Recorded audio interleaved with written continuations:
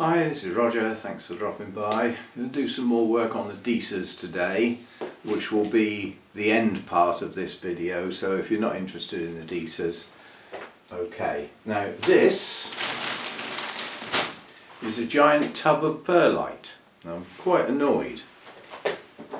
I didn't order a bag, I ordered a tub. Okay, the amount I presume is the same. But it's just not the point. The idea of the tub is it's convenient. It's got a lid on it. But nonetheless, I needed some more perlite, so buying it in bulk is a lot cheaper.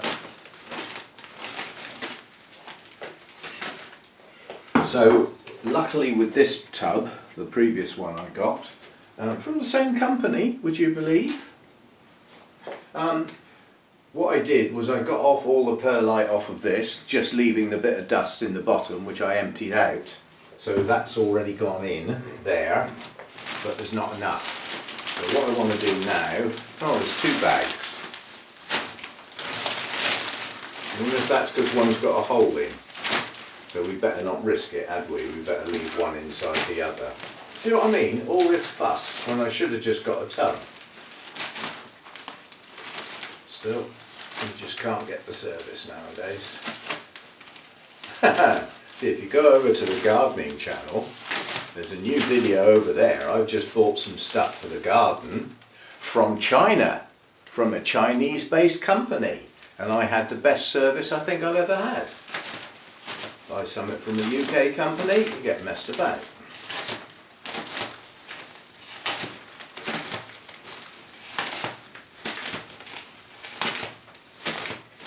Still, that's the way of the world now.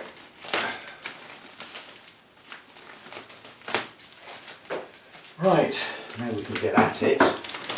The idea is to lift out a very large amount and put it in the tub. And then the bag can be put somewhere else. Something I've discovered chatting to the guy next door who's moving out very soon. There's a shed on the front drive that's got all his stuff in. And he was talking about, you know, clearing things out and everything. Oh, and he said, oh, by the way, when I've cleared that shed out, that's actually your shed.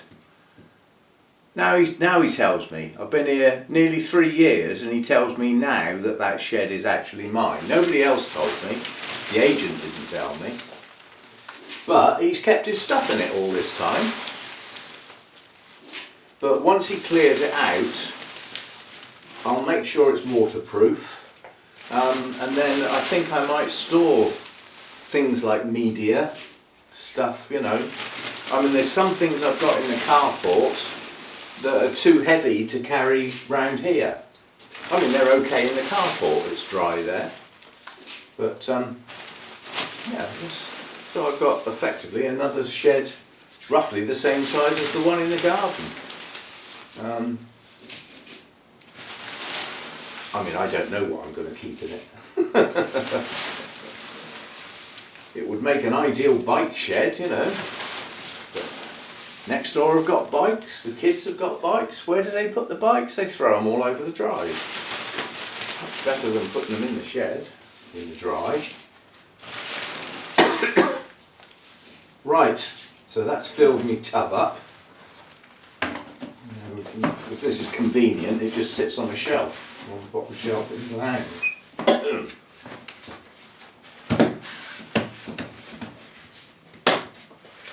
Right, so that's that done. And then I need some more in here. I'm doing this by eye this time rather than measuring it, because I had some left over last time and I put that back in the bag with the peat, so I didn't know how much there was, so I'm doing it by eye. And I know that last time when I mixed it up, when I actually measured it, when I looked at it after I'd mixed it up, it looked heavy on the perlite. So that's the look I'm after, obviously.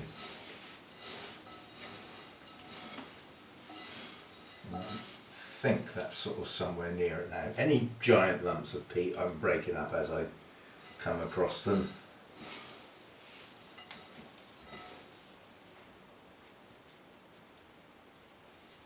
I think we need some more. Supposed to be half and half.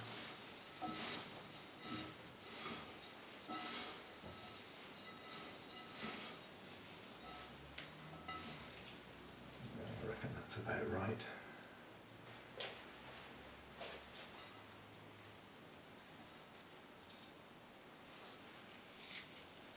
Yeah, it looks about the same as before. Right, let's get that out of the way. I'll have to reseal that. Because the thing is, you know, I bought a big bag on the grounds that I'm going to need it over a long period of time working with these Disas. So, you know, I mean, that's used up a third of the bag already. But then I have filled my tub up, haven't I? Sorry, just not the thing. But yeah, I'm down to, I've got one more bag and that left of the actual peat in the 3 bags before I need to resort to the large bale out in the carport. So that's that done. And the next thing I'm going to do, I didn't do last time, but I need to do it, and it's going to be messy. Because basically, just a minute.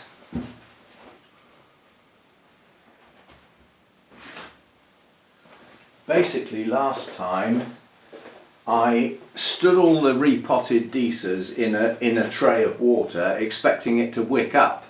Well, after quite a few hours, it hadn't, and I ended up having to pour water in the top of the pot. Well, obviously, when you pour water in from the top, you start compressing the media down, which I didn't want to do. So this time we're going to pre-wet it. As I said, it's going to be messy. I don't know how much water I'm going to need, but you know, this is sort of like the baking a cake thing. You know, it just needs to be mixed in. I don't think it needs to be soaking wet. It needs to be damp, and then it'll wick. But when it comes out, you know, there's lots of media that when it's bone dry, it doesn't soak in water very well. So I'm hoping I can still wet this and still keep it light and fluffy to use. I think that will do. So the problem is, you know, I could get a container that's as deep as the pots and then stand them in there, and obviously the water would soak up through and then it would soak in. That would do the job. But I haven't got a lot of RO water around at the moment, and if I do that I will use a lot to, you know, to fill a container up, and this is a much easier way to do it. So that's damp now, so I think that will now work, just for the sake of getting my hands in a mess. I don't like working with wet media, but this is still, it's not wet enough that it's turning to mud when I crush it. So it's still going to retain its light and fluffiness. So that was the idea of that. And now I shall sort out what I'm going to do. I'm going to have a look at my notes and see which ones need splitting.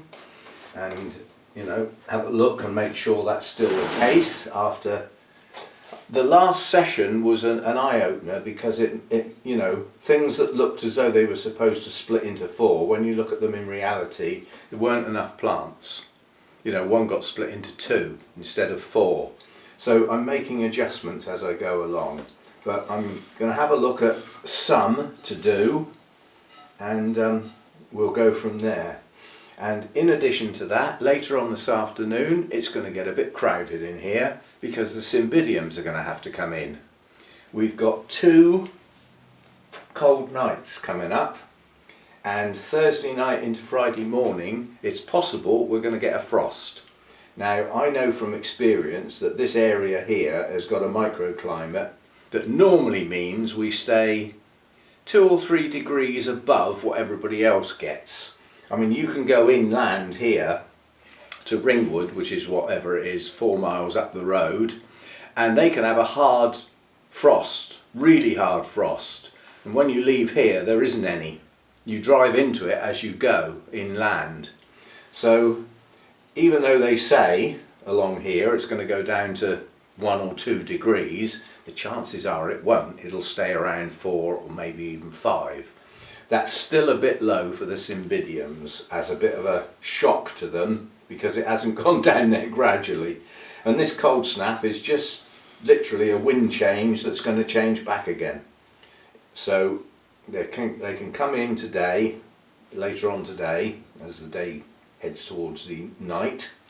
And then they can stay in tomorrow, as it's going to be very cold during the day as well tomorrow night, and then we'll see what the weather forecast says is in store for Friday night. And if it warms up during Friday and Friday night's going to be okay, they can go back out. I don't want them in here yet. You know, we're not even halfway through September yet. Last year the ones that were outside came in on the 10th of October. That was the first sort of threat of very cold weather. So I'm hoping, you know, to get another few weeks outside, and you know, the cooler nights and everything should induce more flower spikes. Right, so that's the mix. Now if I get a couple of cake tins and some greaseproof paper and some buttercream, we can make some nice cakes out of that. Mud pie cakes. But yeah, that was just to show you what I'm doing. And the work on the Disas will follow on from here, for those who want to see it. Yeah, and we'll go from there. Right, I'll shut down now and I'll be back when I've decided what I'm going to do and with what I'm going to do it. See you in a bit. Okay, let's make a start. I've selected some to work on that are sort of different. Now these two in the small pots are the ones that had the tiny flowers on. So they're both 12 heads, which is I believe it's a primary cross. And there's a white group and a yellow group. And both of these are just going to get put in larger pots. So they're not actually going to get repotted, they're going to get potted on. And the idea is they should just slip out of the pot. Just about get my finger in there. There we go. So we just slip them out of their pots. You can see all the roots there. There's lots of new plants coming up in various places, and it's just a matter of potting that on into a new pot. We'll just pop that down there. And then I'm hoping the same can apply to this one as well. Hopefully it will just lift out.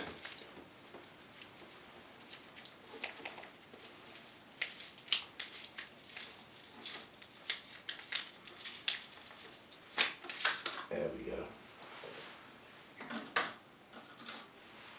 And keep those smaller pots because I might, when I'm repotting a big pot full, I might just take the corner of one off with just a few and see if they grow any better in a more confined space. Some lovely new roots on here, lots of new growths. So what we're going to do with that then, all we're going to do with that is we're going to get in a mess basically. We'll put some media in the pot and then check the depth. How are we doing?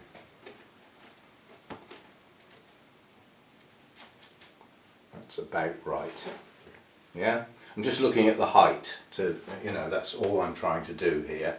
And then we will just fold some of this in down the sides. Do the same as I do with bark when I'm potting up other orchids. Go down one side, 180 degrees, go down the other side. Yeah? So the plant is now held from both sides so it can't move. And then go down one of the other sides, so around 90 degrees. Yeah, put some more in, so now it can't move up against that side. And then you're left with the very last side, 180 degrees again. And pop some down in there. And then all I've got to do is check the depth. Just check that the new media is at roughly the same height as the media that was already there. The thing to go careful with is that as you're putting the new media in, you don't start building up a layer on top of the pot that you're potting on, because you will get a false sense of depth. Yeah, you need to make sure that you're going to the same depth really. See, now already just looking at that pot full, what was in a tiny little pot is now looking quite full. That doesn't look wrong, does it?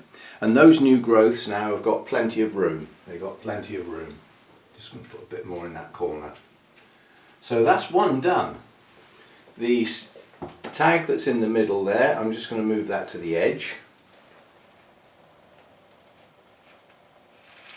Like that. And that can go straight over back in the water tray. Or a water tray.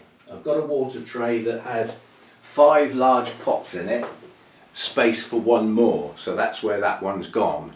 That water tray now has 6 large pots in it and it's virtually full, which means it's going to use a lot less RO water because the pots take up most of the tray. All I've got to do is keep the level topped up. And remember not to pick the tray up like I just did just now when it's nearly full and all the water went all over the floor, all over the table and made a right mess. We had a talk about it. Right, same again with this one, no different. An amount in the bottom, and you should be able to guess this right this time because it was right last time. And then we should just be able to sit that in there. Like that. The tag out of the way. Now the young growths on this one are a bit smaller, so this one won't look quite so full when it's done, but nonetheless it's looking good. The pots that I've tidied up and taken the flower spikes off are actually looking like a pot full of nice young plants now, rather than what they looked like before I did that job, which was a right mess. Whereas now they look quite nice. We'll have a look at one in a minute when I pick it up. So again, gently down the side, make sure we're at the same sort of level.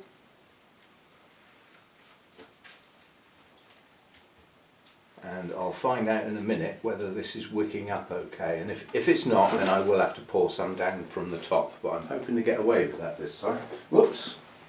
Most important, seeing as I don't, with my orchids, my other orchids, the ones I've been dealing with for a long time, if I forget the tag, I know which one's which. I wouldn't with these. Right, so we'll pop that in there. Now we'll have a look at one of these. Now if you look at this, this is just a lovely pot full of lovely new plants. Dripping all over the floor. You see what I mean?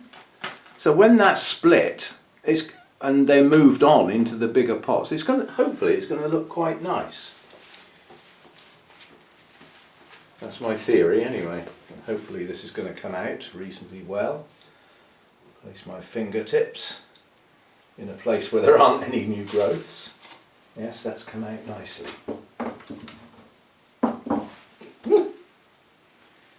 Right, now all of the roots are not filling this pot. You notice? They're only coming halfway down, which means the pot's going to stay a bit wet. Now the theory is we split these into 4. Now I don't know how easy this is going to be. We have done one before. I'm going to let the media part where it wants to as I move across, like that. That's what I was hoping would happen. There's quite a lot fallen off. And then the idea is we let that one split where it wants to, which is there. The nice big stolons down here. These big stolons with a shoot, that's highly likely to be the ones that will bloom. But there's no reason why some of these others shouldn't push on. Now these are going to look a little bit silly in a big pot for their first year. Yeah, well, next year in the growing season, these smaller sections like this will grow a lot, and when they grow a lot they'll start to fill the pots, but they will look a little bit empty to start with. Nonetheless, this is what the guy said to do. He's been doing it long enough to be able to safely say that it works. Not saying it works most of the time, just saying this is what I do and it works. And I've tried many different things, many different ways and approaches, and this is the way that works. So don't argue, you know, if it's not broke, don't fix it. So that's what I'm doing with the Disas. I'm relatively new. I have done an awful lot of reading in many different places, and what the guy told me to do rings true. It sounds good, so that's what we will do.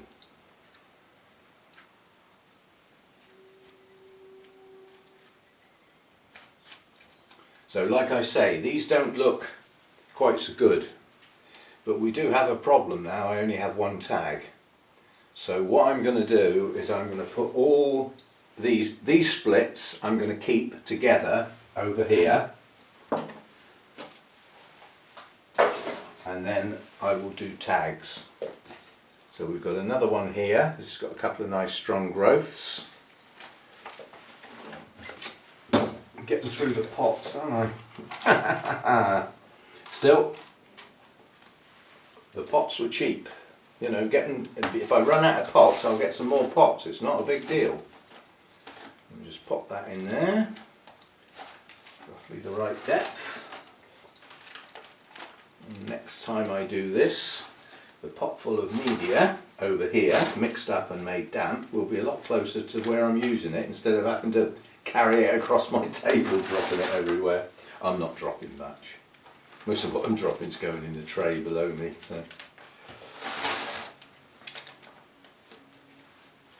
So we will be testing his theory. When you split them into 4, don't worry, they will soon fill the pots. That's what the guy said. So we'll be finding out. Right, so we've got another split to do here. It's pretty obvious where that's going to split. Yeah. So this will be the big split.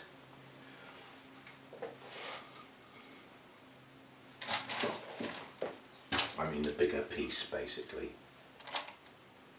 Now I might leave it at this and not do that last one, simply because I would possibly have to mix up some more media. There won't be enough for another 4 large pots, so we might just leave it at that, and might come back later today and do a few. If you do too much all at once, it gets tedious, and you know, you start not enjoying it anymore. I'm enjoying this because of the novelty. You know, these are new plants to me, and the procedure is new, the way of potting is new, the media is new, everything's new, so it's got a novelty value that's quite enjoyable. And you know, if we get the resulting blooms next year, it will be brilliant. I wonder who in the past, is a theory for you people who are members of orchid societies, when's your show? Bournemouth Orchid Society, the other one I used to belong to, they have their show in February and then again in September. Now the only good thing I can think of about February is you're in the middle of the Cymbidium blooming season, which is brilliant. But there's an awful lot of other types of orchids are not blooming that time of year. Now my Orchid Society, the one I am a member of, our show is March and October. Well, March is getting towards the end of the Cymbidium season, which is a shame, because obviously at a show where the public come in, nice big bold displays like Cymbidiums are of a lot of interest. But, you know, there must be some orchid societies that have their show in the middle of the summer when it's the growing season in the UK, so there's not necessarily much in bloom. But it's just, I just thought about the Disas. When are they going to be in bloom? They're not going to get to the shows that I can put them in. Our show is after they've finished blooming or before they've started. So these Disas won't be able to get shown, which is a shame. I can take them into the Orchid Society meetings and put them in the competition tables there, you know, so people will get to see them and that's where I'm hoping to encourage some people to take some. Because like now, you know, I've got 4 pots of the same Disa. Well, okay, hopefully they'll all put on a nice display. But that's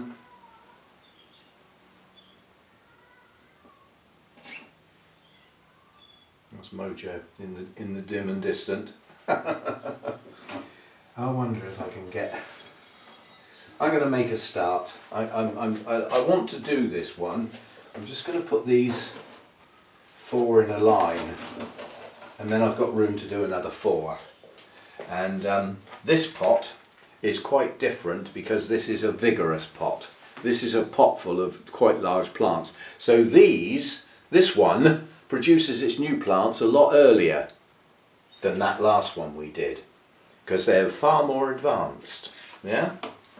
Which probably means it's not going to come out of the pot very easily. But we shall see. Find somewhere to put my fingers so I don't squash the plants. It's not always easy when you've got a pot full of little plants. Something like that. There we go. Jolly good. Cool, lovely big thick roots on these. Now again, we've got to try and split this naturally, where it will naturally split.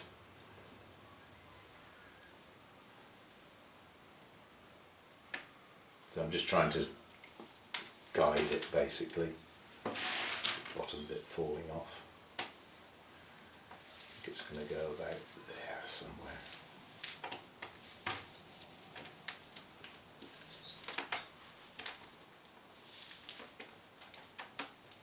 Right, well, this is broken up in.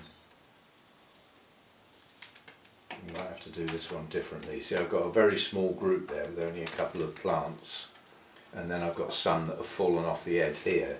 If I put that together as a group, then I've got a nice group of plants to go in a large pot. So I think that's what we'll do.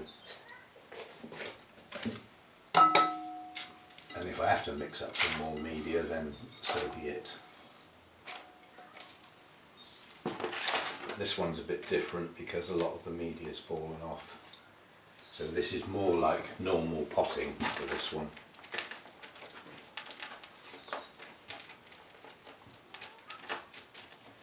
But that, you know, that's made a nice group.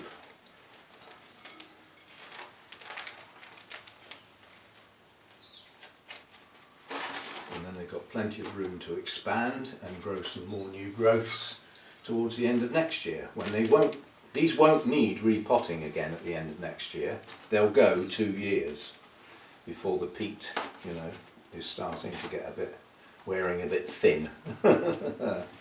Right, so that's one. I'm going to have to put those somewhere else. I'll go in there for now. So that's that one. I think I'm going to split this into 3.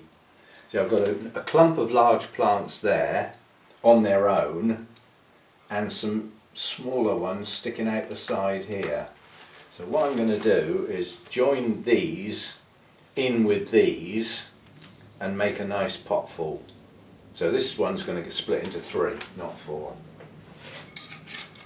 And I might just about have enough media. And then I might not. We shall see.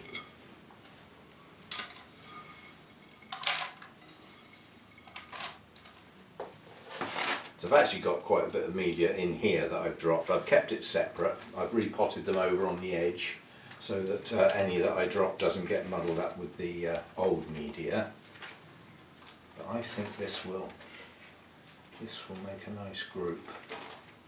Just making sure all the roots tuck in okay and that all the plants are at the same level. and then I'm going to have one group left over here with no media, so I am going to have to mix up some more because I will need all of this to do this pot. But it wasn't a bad guess, was it? Not far out.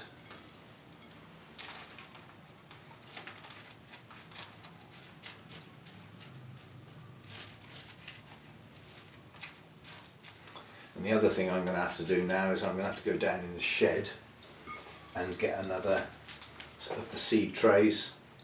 They are seed trays, but they are a bit different because they haven't got holes in. Most seed trays that you buy have got holes in so that the water can drain out. Well, these haven't. Not quite sure what people would use them for normally. I mean, I'm using them as water trays, and I got them so that I could grow my own live moss. That's what they were originally got for. Right, now unfortunately, I'm reasonably certain we haven't got enough media to do the last one. Got this amount in here